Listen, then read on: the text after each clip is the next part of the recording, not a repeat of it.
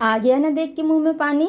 ये चीज़ ही ऐसी है, ये चाहे कच्ची अवस्था में हो चाहे पकी, हर तरीके से मन को भाने वाला होता है। तो चलिए, आम का सीज़न है तो इससे पहले कि कच्चे आमों का सीज़न ख़त्म हो जाए, फटाफट से बना लेते हैं ये आम का मुरब्बा।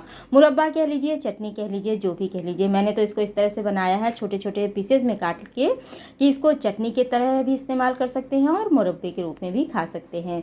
तो हमने यहाँ पर 4 आम ले लिए हैं। अगर वज़न में देखेंगे तो 1 केजी से कुछ कम होगा, लेकिन उसी के आसपास ही होगा। तो आमों को अच्छी तरीके से पहले हमने रात भर के लिए पानी में डाल दिया था। अच्छी तरीके से जो इसकी आम के अंदर की जो गर्मी होती है वो निकलना ज़रूरी होता है। उसके बाद अच्छी तरीके से धोकर पोंछ कर रख लिया और अब हमने इनको पील कर लिया है। और पील करने के बाद हमें इनको जैसे भी साइज़ में, चाहे बड़े छोटे जैसा भी बनाना चाहें उस हिसाब से काट लें। तो मैंने तो यहाँ छोटे साइज़ में काट करके तैयार किया है। तो आमों को पहले हम काट लेंगे। तो हमने यहाँ पे छोटे साइज़ में वो भी लंबे लंबे पीसेस तैयार किए हैं। हालांकि बाद में जब ये गल जाता है तो इसका कोई शेप नहीं रह जाता है, फिर भी हम जब काटते हैं तो अपने मनपसंद शेप के अनुसार काट सकते हैं। तो हमने पहले आमों को काट लिया है। और आमों को काटने के बाद ये जो गुठली बची है उसको फेंकना नहीं है, क्योंकि इसमें भी काफ़ी सारा पल्प होता है। तो चाहे तो दाल जब हम डालते हैं तो उसमें डाल दें, नहीं तो ऐसे ही नमक लगाकर इसको खाया जा सकता है। तो इस तरह से पहले हमने आमों को तैयार कर लिया। आम हमने लंबे लंबे पीसेस में काट कर ले लिया है, बहुत ज़्यादा मोटा पीस नहीं रखा है हमने। आम विटामिन सी से भरपूर होता है, तो गर्मी में इसका सेवन करने से हम हाइड्रेटेड रहते हैं और लू यानी हीट स्ट्रोक से भी बचे रहते हैं। तो आम को रखते हैं एक साइड में और हम मसाले ले लेते हैं। तो यहाँ पर हमने 2 बड़े चम्मच के बराबर ये साबुत धनिया ले लिया है, 1 बड़ा चम्मच जीरा ले लिया है और 1 बड़ा चम्मच ही हमने यहाँ पर सौंफ ले लिया है। तीखे के अनुसार हमने 2 लाल मिर्च ले लिया है। इन मसालों को हम भून करके ग्राइंड करेंगे। और अब हम तड़के के लिए मसाला ले लेते हैं। तो हमने आधा छोटा चम्मच यहाँ पर कलौंजी ले लिया है, आधा छोटा चम्मच मेथी ले लिया है और आधा ही छोटा चम्मच हमने अजवाइन ले लिया है, 1 लाल मिर्च ले लिया है। तो ये हमारा तड़का होगा। तो पहले हमने जो मसाले लिए थे उसको रोस्ट कर लेते हैं। रोस्ट करने का मतलब हमें इसको भूनना नहीं है, बल्कि इसका मॉइस्चर ख़त्म करना है। अगर धूप तेज़ है तो 2 घंटे के लिए धूप में रख देंगे तो भी हमारा काम हो जाएगा। मसालों को भून लिया है, ठंडा करने के लिए रख देते हैं। तब तक हमने कढ़ाई में तेल डाल लिया है। कम से कम 2 बड़े चम्मच हमने इसमें तेल इस्तेमाल किया है और उसमें जो हमने तड़का लिया था उसको डाल देंगे।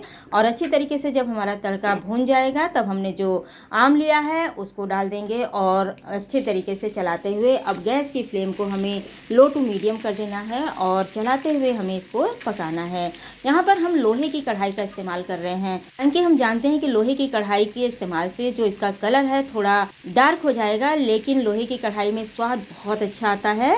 तो यहीं पर हमने स्वादानुसार काला नमक और सादा नमक डाल दिया है, जिससे कि आम को गलने में आसानी होगी। कवर कर देते हैं और गैस की फ्लेम को लो टू मीडियम रखते हुए हमें छोड़ देना है थोड़ी देर के लिए। बिल्कुल बार बार हमें टच नहीं करना है।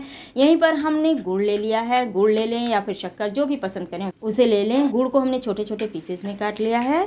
और आम जैसा कि देख सकते हैं, आम हमारा बिल्कुल गल चुका है, बहुत ही जल्दी सॉफ्ट हो चुका है, क्योंकि हमने नमक डाल दिया था और हमने पानी का इस्तेमाल अभी तक बिल्कुल भी नहीं किया है। अब हमने इसमें गुड़ डाल दिया है और बिल्कुल छूना नहीं है, इसको कवर करके छोड़ देंगे लो टू मीडियम हीट पर।